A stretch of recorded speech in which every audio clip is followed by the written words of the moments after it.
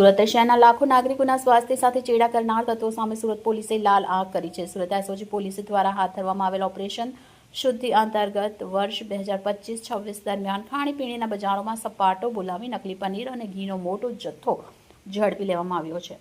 Operation શુદ્ધિ હેઠળ પોલીસે અત્યાર સુધીમાં આશરે 3800 કિલોગ્રામ નકલી પનીરનો જથ્થો જપ્ત કર્યો છે, જેની કિંમત રૂપિયા 9 લાખ થાય છે, જ્યારે 9000 કિલોગ્રામ જેટલો શંકાસ્પદ ઘીનો જથ્થો જપ્ત કરાયો છે, જેની કિંમત રૂપિયા 67 લાખ થાય છે. ગુજરાત સરકારના ખોરાક અને ઔષધ નિયમન તંત્ર દ્વારા રેસ્ટોરન્ટ અને સ્ટ્રીટ ફૂડ વેન્ડર માટે કડક સૂચના જાહેર કરવામાં આવી છે. હવેથી દરેક ખાણીપીણીની જગ્યાએ પનીર વિશે મોટા અક્ષરે ડિસ્પ્લે બોર્ડ મારવું ફરજિયાત છે. વેપારીએ સ્પષ્ટતા કરવી પડશે કે વાનગીમાં વપરાયેલું પનીર એનાલોગ પનીર છે કે પછી શુદ્ધ દૂધનું પનીર.